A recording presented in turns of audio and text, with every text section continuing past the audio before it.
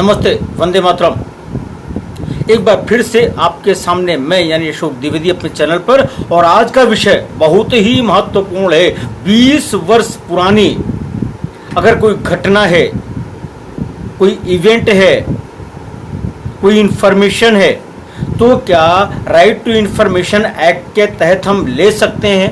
जब right to information act की section 8 sub section 3 को हम पढ़ते हैं तो वह साफ साफ बोलती है कि यदि धारा 6 के अधीन कोई आवेदन आज की तिथि से दिया जा रहा है और आज की तिथि से जोड़े तो वह 20 वर्ष पुरानी सूचना की मांग हम कर रहे हैं, तो धारा 8 उपधारा 1 उपवाक्य ए, सी और आई में जो प्राविधान है उनके अधीन ये सूचनाएं सूचना ग्रहीता को दी जाएंगी। ये 20 वर्ष कैसे कंप्यूट होगा, तो इसकी गणना करने के लिए सरकार का निर्णय अंतिम होगा।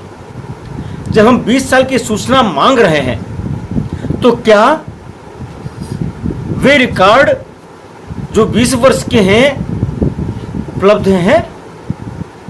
चूंकि यहीं पर एक नियम यह भी आता है कौन कौन से अभिलेख रखे जाएंगे, कौन कौन से अभिलेख नहीं रखे जाएंगे और रीड आउट कर दिए जाएंगे।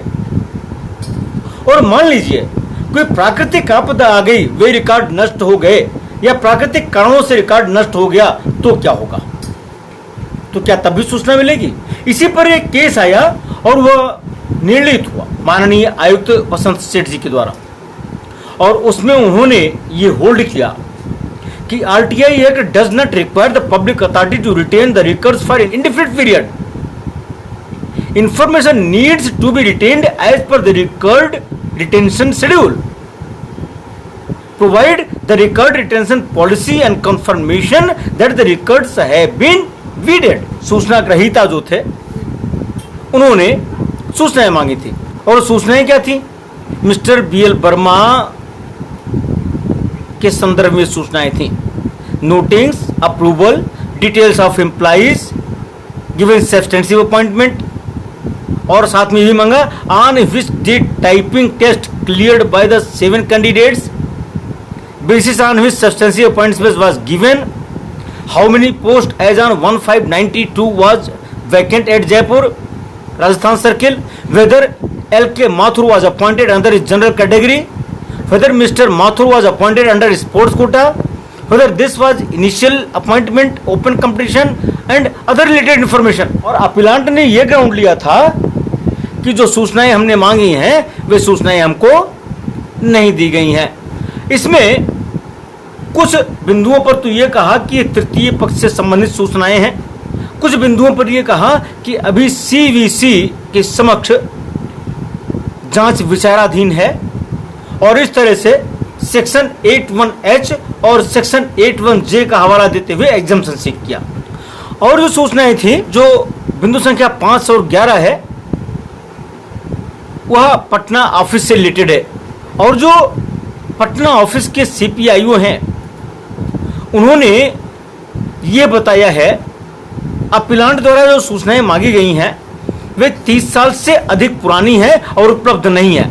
उन्होंने ये भी बताया कि कुछ रिकॉर्ड जो रिकॉर्ड प्रिजर्वेशन पॉलिसी है उसके तहत 10 साल से अधिक हो गया था, वो वीट कर दिए गए।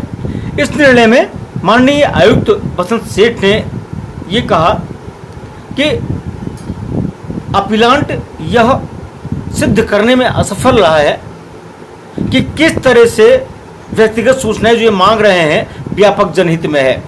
रिटेंशन पॉलिसी जो विभाग की है उसके अनुसार रिकॉर्ड्स वीड किए जाते हैं, नष्ट किए जाते हैं।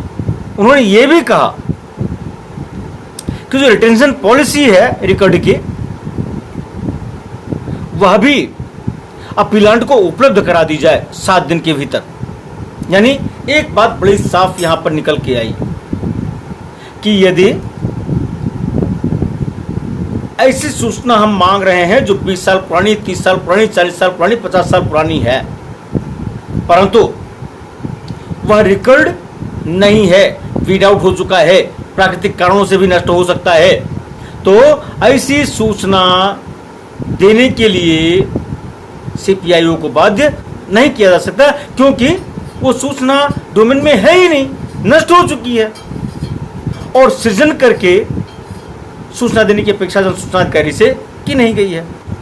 इस प्रकार ये बात स्पष्ट हो गई, जो mister Balbhadra Vyas son of late Shiv Kishan ji बनाम डिपार्टमेंट ऑफ पोस्ट और जो फाइल नंबर CIC/BS/2014/0002228/7329 एक प्रतिपादित सिद्धांत आ गया कि यदि अथॉरिटी के पास डॉक्यूमेंट्स नहीं है, वीड आउट हो गए हैं या नष्ट हो गए हैं, तो सीपीआईओ को बाध्य नहीं किया जा सकता इसके लिए कि वह डॉक्यूमेंट्स उपलब्ध कराए, खासतौर से इतने पुराने डॉक्यूमेंट।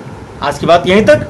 अगर आपको चैनल पसंद आया हो और जानकारी अच्छी लगी हो तो कृपया चैनल को सब्सक्राइब करें नोटिफिकेशन के साथ, और लाइक करें, शेयर करें।